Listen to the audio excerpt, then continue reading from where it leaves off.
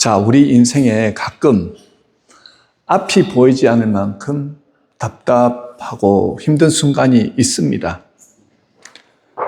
세상 사람들은 이런 시간을 암흑기라고 표현하지요. 그렇지 않들은 이런 시간을 광야라고 표현합니다. 광야는 앞이 보이지 않는 사막이기에 굉장히 답답하고 불편합니다. 내 힘으로 할 수 있는 것도 별로 없습니다. 그러기에 광야는 우리를 굉장히 고통스럽게 만듭니다. 오늘 우리가 읽은 본문을 간단히 정리하자면 이렇습니다.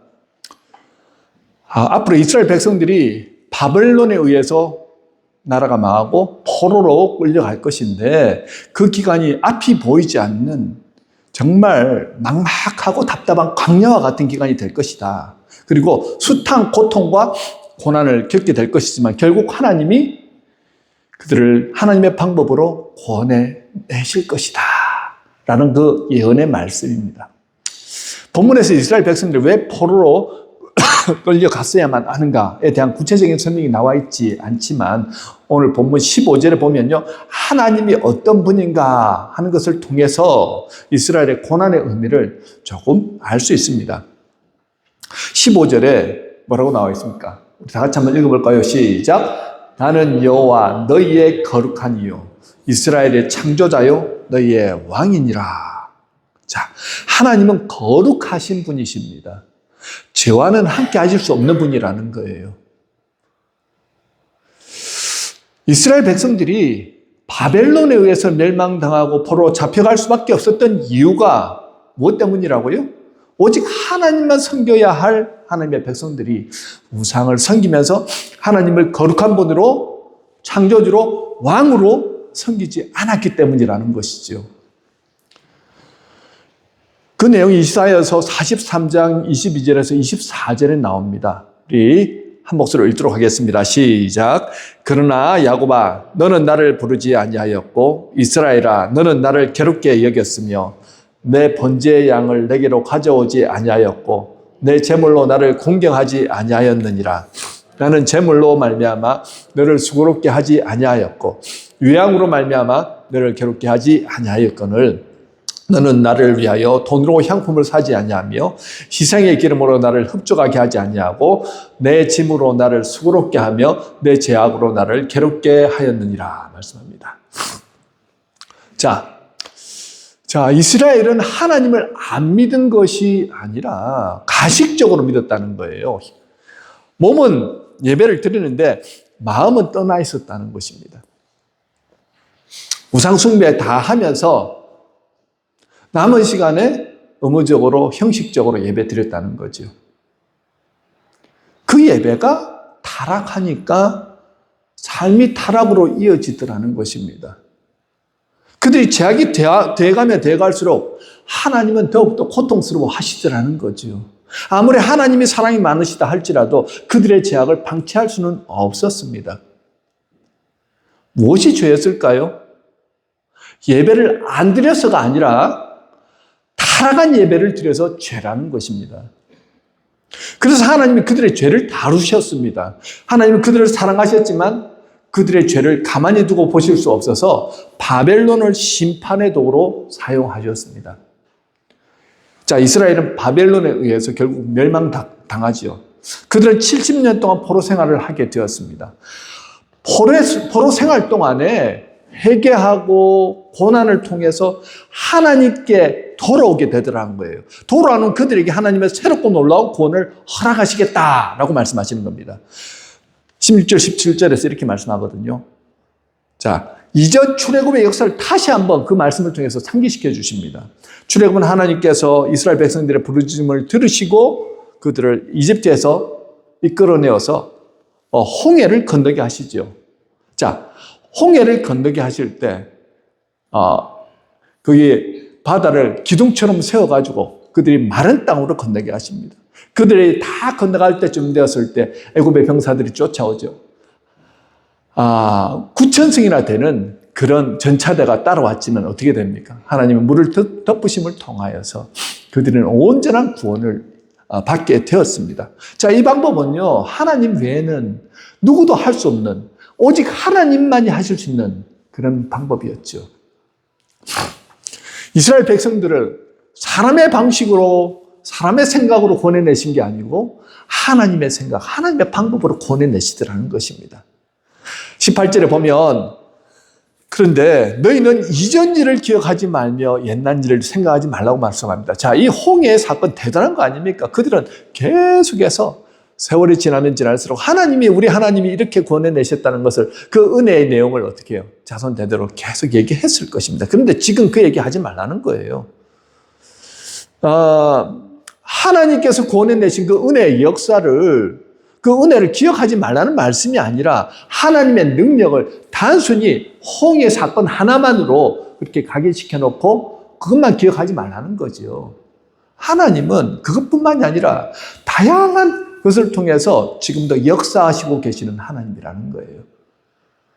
하나님께서 이스라엘 백성들 출애굽해가지고 가나안 땅에 들어가게 하셨을 때 하나님은 한 가지 방법만으로 일하시지 않으셨죠. 여러분 기억하십니까? 여리고 성을 돌게 하심을 통하여서 여리고 성이 무너지고 정복하게 하셨던 일을 기억하시죠. 그러면 그 방법이 최고다면 모든 성들을 다 그렇게 돌게 하시는 방법으로 하시면 제일 좋잖아요. 그런데 그렇게 하시지 않습니다. 어떤 때에는요, 전면전으로 붙어서 그렇게 정복하게 하시기도 하고요. 어떤 때는 유인책을 사용해서 그 안에 있던 백성들을 나오게 하심을 통하여서 또 정복하게 하시죠. 왜 하나님께서는 한 가지 방법만 쓰시지 않고 여러 가지 방법을 통해서 일하시냐는 거죠. 그때마다 상황과 사정이 다르기 때문이기도 하겠지만 하나님께서 권해내시려고 하시면 동일한 방법만 쓰셔도 되는데 왜 하나님께서 다른 방법을 쓰시냐는 거예요. 동일한 방법만 쓰셔도 충분히 승리해내실 수 있으시겠죠. 왜요? 하나님이시니까. 그런데 하나님은 단 한 가지의 방법이 아니라 여러 가지 방법을 통해서, 다양한 방법을 통해서 하나님께서 일하시더라는 거죠. 왜 그렇습니까? 우리가 하나님을 생각할 때, 하나님은 이런 하나님이 하고 이렇게 재단하는 거, 그 오리를 범하지 않게 하시기 위함도 있고요. 또 한 가지는 그때마다 하나님의 백성들이 하나님께 방법을 묻고 하나님의 음성에 귀를 기울이기 원하시기 때문에 하나님은 다양한 방법을 통해서 역사하시더라는 거죠. 여기에 키포인트가 있지 않습니까? 무엇입니까? 항상 어떻게 해요? 우리의 귀가, 우리의 눈이 하나님께 맞추고 있어야 한다는 것입니다.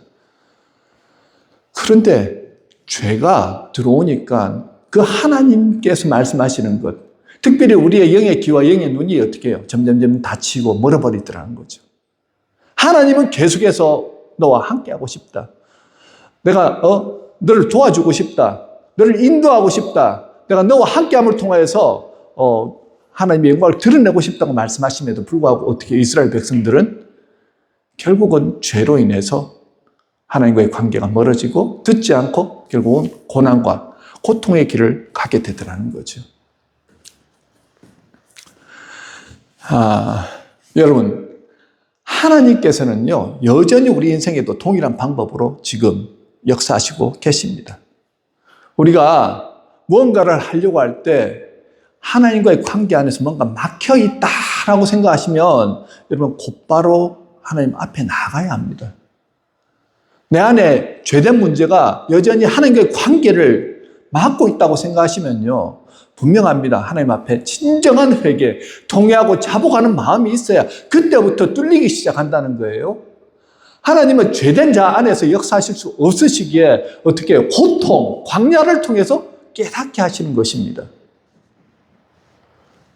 우리가 처음에 예수를 믿을 때 여러분 생각나시지 않습니까? 예수를 믿었을 때 정말 기도하는 대로 놀랍게 역사하시는 것을 경험하지 않았습니까? 기도하다가 병이 낫기도 하고요. 손대는 일마다 잘 되게 해주셨는데 이제는 세월이 지나고 익숙해져서 그런지 우리의 예배가 점점 힘을 잃어버리기 시작합니다. 여러분, 제가 서두에 말씀드렸잖아요. 찬양을 할 때 여러분들 찬양이 그냥 입술로 하는 형식적인 찬양과 예배가 되어서는 안 된다는 거예요. 이 한 시간의 예배를 잘 드림을 통해서 우리의 일주일의 한 주가 살아나는 역사를 경험하게 되거든요. 온 마음을 다하고 온 뜻을 다하고 온 힘을 다해서 주님을 바라보고 주님을 듣기를 원하는 갈망함으로 주님 앞에 예배하며 나아갈 때 하나님께서 그 사람의 마음을 아신다는 거예요. 회개도 마찬가지입니다. 여러분, 형식적으로 입술로 하는 그 회개는 아무런 영향을 받지 못합니다. 하나님도 아신다는 거예요. 여러분, 하나님이 정말로 원하시는 예배는요, 아까처럼 첫 부분에 이스라엘 백성들이 예배를 드렸다고 하잖아요. 그런데 예배 드리면서 우상 숭배했고요. 예배 드리면서 자기 좋을 대로, 자기 뜻대로 살아가더라는 것입니다. 변화가 되지 않더라는 거예요. 결국 그 문제를 하나님께서 고치시기 위해서 어떻게 해요? 광야의 길로 이끌어 가시더라는 거죠.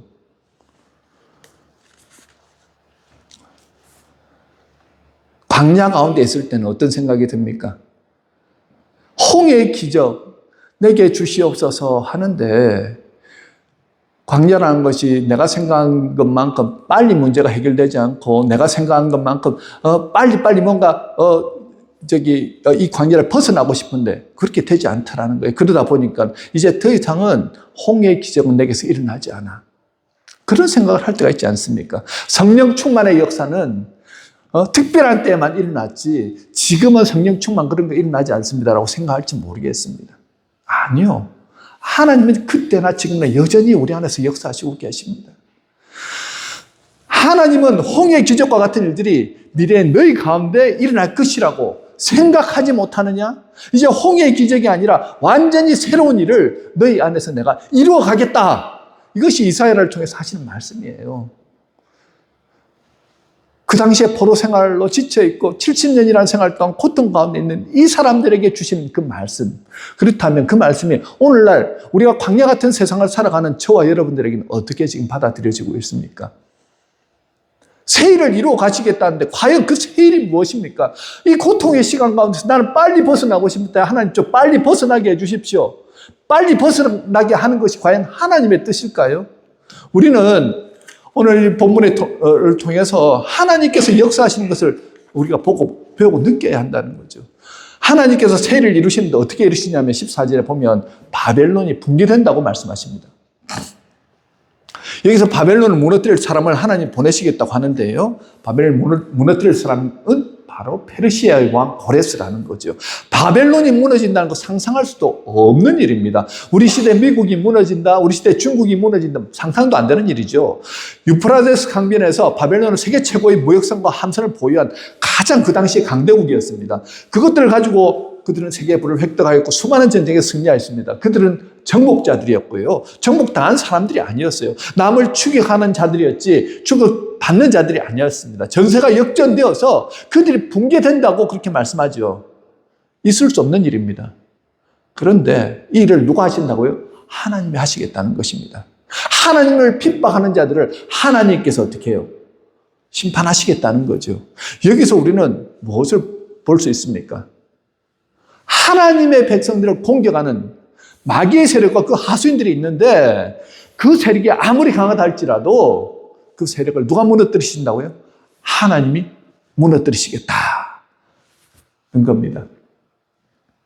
불순종한 하나님의 백성들을 심판하기 위해서 그들을 잠시 사용할 수는 있습니다. 하지만 하나님의 백성들이 회개하고 돌아오면입니다. 기억하십시오. 회개하고 돌아오면. 순서가 그렇습니다. 회개하고 돌아오면 십자가의 보혈 은혜 안으로 들어오면 그때부터 하나님이 대적에서 싸우신다는 거예요. 고난이 극심하십니까? 어떻게 해야 될지 모르시겠습니까? 정말 죽을 것 같습니까? 방법이 한 가지밖에 없다는 거예요. 하나님께서 지금 그 광야의 길로 우리를 데리고 들어가셨다는 거예요. 훈련받아야 된다는 거예요. 고난을 통해서 하나님께서 지금 계획하시는 게 있다는 것입니다. 그러면서 그 광야의 길 안에서 뭘 하시겠다고요? 하나님이 우리의 인생 가운데 새 일을 행하시겠다는 것입니다. 19절입니다. 19절. 우리 다 같이 한 목소리로 읽겠습니다. 시작. 보라, 내가 새 일을 행하리니 이제 나타낼 것이라. 너희가 그것을 알지 못하겠느냐? 반드시 내가 광야의 길을 사막에 강을 내리니 라고 말합니다. 하나님께서 새 일을 행하시는 거예요. 광야에서부터 하십니다. 지금 여기에는 현재 완료형입니다.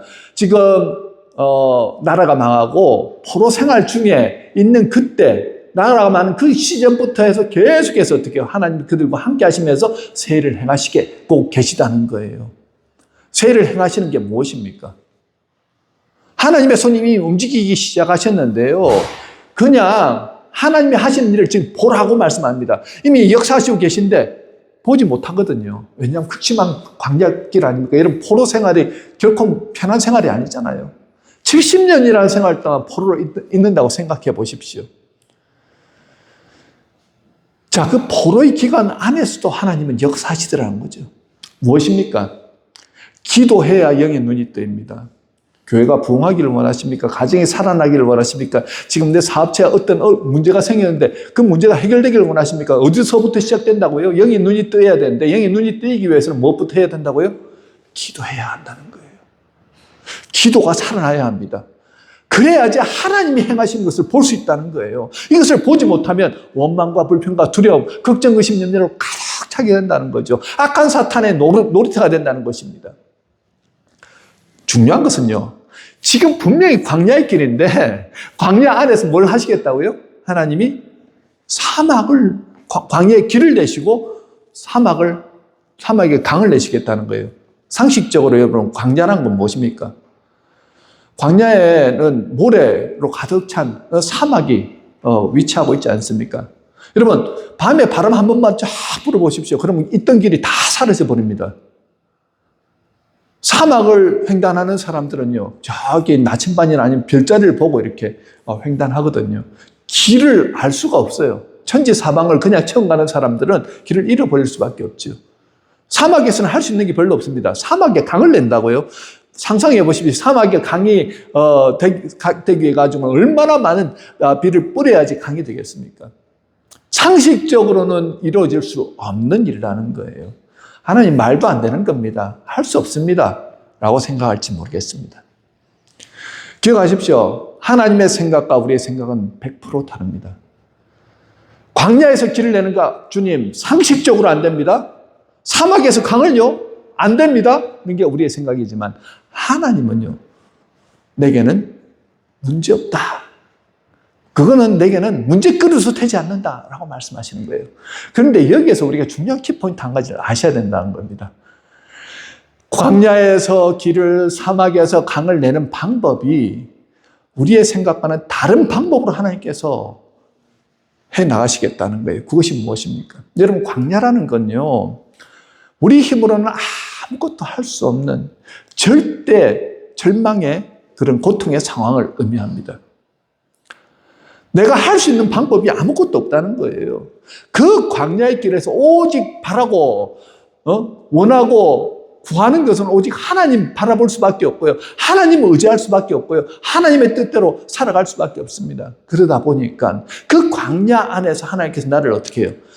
훈련시키시고 변화시켜 나가시더라는 거죠. 고통 가운데 있을 때 우리는 진실되게 하나님을 찾아갑니다. 고통 가운데 있을 때 하나님의 뜻을 구하게 되고 하나님의 뜻을 찾게 됩니다. 우리는 이 광야를 빨리 벗어나기를 원하지만 하나님은 광야를 통해서 우리에게 가르치시고 계시다는 거예요. 우리가 이거 깨달아 알고 죄악의 길에서 벗어나기를 원하시더라는 것입니다. 하나님은요, 이 광야를 통해서 우리를 만들어 가신다는 거예요. 어떤 사람으로요? 예수 닮은 사람으로 변화되기를 원하신다는 것입니다. 그래서 이 광야의 길 안에서 이 악물고 견뎌낼 뿐만 아니라 이를 통해서 더 성숙해지고 더 겸손해지고 더 지혜로워지고 더 예수님 닮아가길 원하시더라는 거예요. 이 방법이 어떻게 해요? 광야에서 길을 내시고 사막에서 강을 내시는 하나님만이 하실 수 있는 방법이더라는 거죠.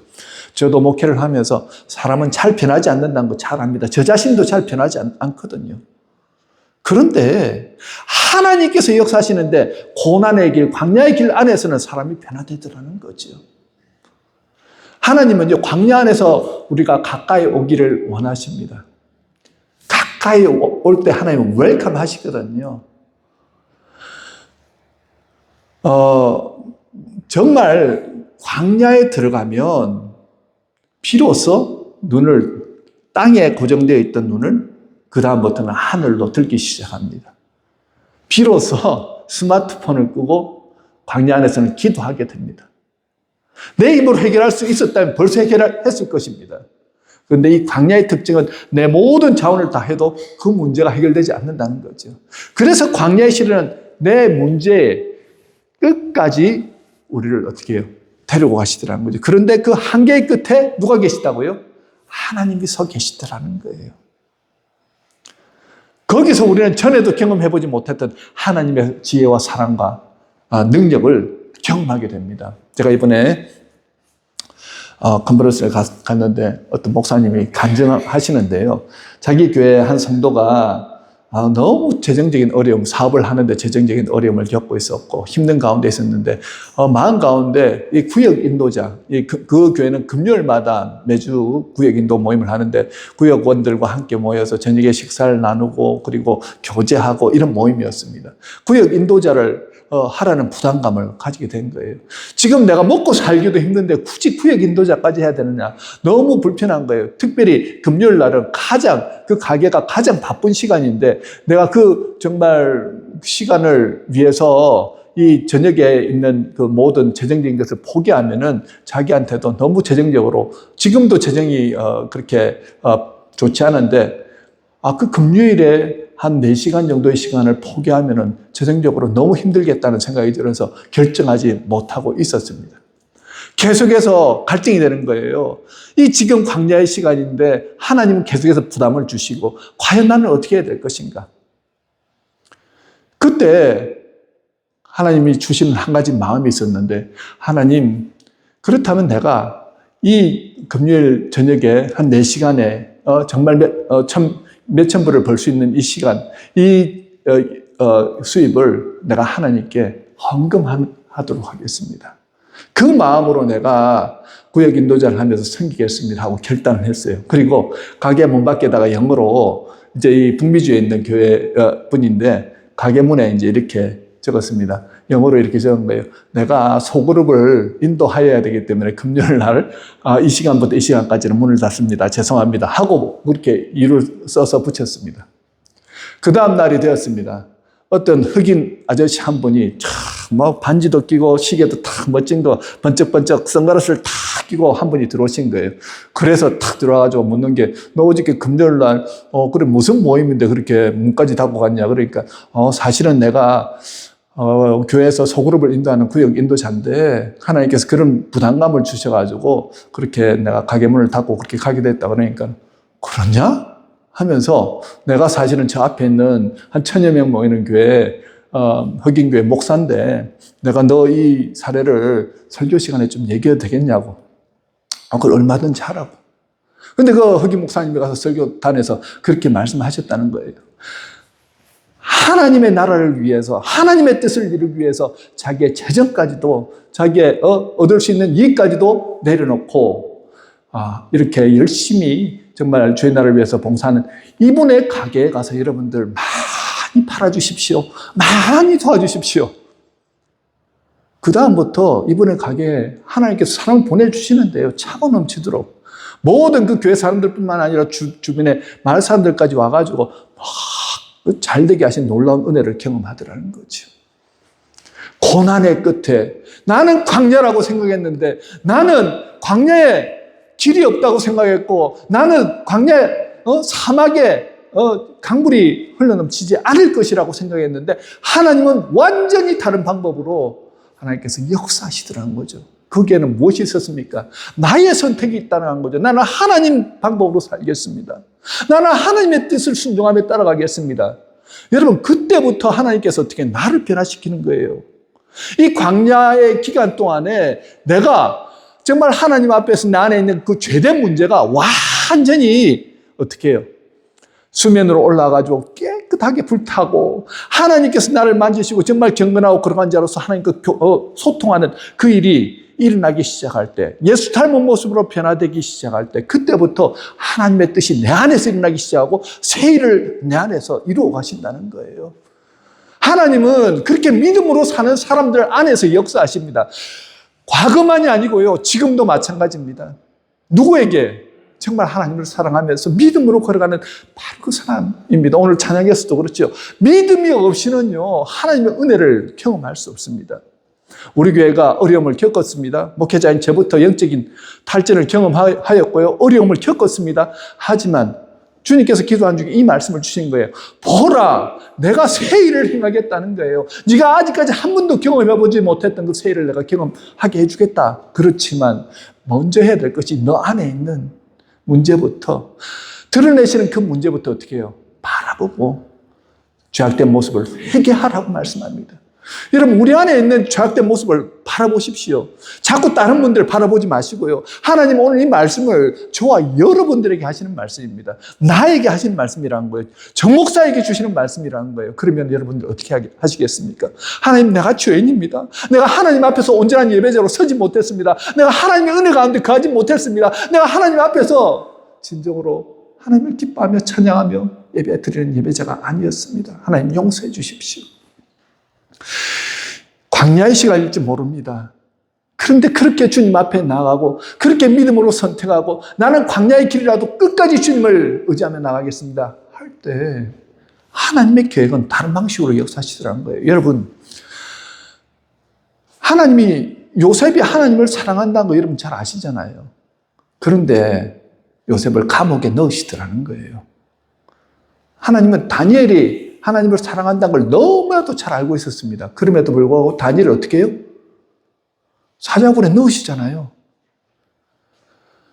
그렇지만 그 들어감을 통하여서 그들은 더 하나님을 가까이 했고 더 하나님을 열망했고 그 하나님의 계획하심을 따라서 갔을 때 나중에는 어떻게 됩니까? 새 일을 이루시는 하나님을 경험하더라는 거죠. 저와 여러분에게도 그것이 필요합니다. 새 일을 이루실 것입니다. 하나님은 우리 교회를 너무나도 사랑하시고요. 저와 여러분 한 분 한 분을 너무나도 사랑하십니다. 광야의 길을 걷고 계십니까? 방법이 없어서 내가 무엇을 어떻게 해야 될지 모르겠다고 내 방법을 찾으니까 그래요. 상식적으로는 이룰 수 없습니다. 우리는요, 성경에 하나님을 가둬두고 있습니다. 어떤 면에서 성경 안에 계신 하나님만으로 하나님을 전체를 알 수가 없죠. 무한대이신 하나님이니까요. 그렇다면 그 무한대이신 하나님, 나는 방법을 알 수 없습니다. 나는 앞으로 어떻게 해야 될지 모르겠지만 나는 하나님을 신뢰합니다. 하나님을 바라보겠습니다. 그렇게 믿음으로 선택하고 나가보십시오. 바로 그 모습이 오늘 21절에 나오는 이 모습일 것입니다. 21절에 뭐라고 나옵니까? 우리 한 목소리로 21절 읽도록 하겠습니다. 이 백성은 내가 나를 위하여 지었나니 나를 찬송하게 하려 함이니라. 하나님께서 우리를 지으신 목적이 뭐라고요? 하나님을 찬양하기 위함이라는 거예요. 광야의 시간도 괜찮습니다. 그 시간에 하나님 찬양하십시오. 여러분이 있는 어느 곳이든 괜찮습니다. 하나님 찬양하십시오. 찬양대를 세워놓으신 목적이 뭔지 아십니까? 하나님 찬양하게 하기 위함입니다. 그런데 찬양하는 게 그냥 화음 맞추라는 거 아니에요. 화음 중요합니다. 아름다운 찬양, 선율 중요합니다. 더 중요한 것은 나를 지으신 이를, 나를 창조하신 이를, 나와 함께 하시는 일을, 내게 은혜 베푸신 그 하나님을 온 마음을 다해서 찬양하는 거예요. 그렇게 매 순간 하나님을 찬양한 삶을 살아가잖아요. 광야건 아니면 내가 있는 모든 곳에서 하나님을 찬양할 때 하나님의 담없는 사랑과 은혜가 우리를 어떻게 해요? 다스리시고 인도하시고 이끌어내시고 역사하시고 결국은 새 일을 행하신다는 거예요. 옛날의 방법이 아닙니다. 하나님의 새로운 방법으로 우리 교회를 새롭게 이렇게 세우실 것입니다. 여러분 믿으십니까? 다시 한번 믿음으로 서 나가신 저와 여러분 되시길 주님의 이름으로 축원합니다. 아멘. 우리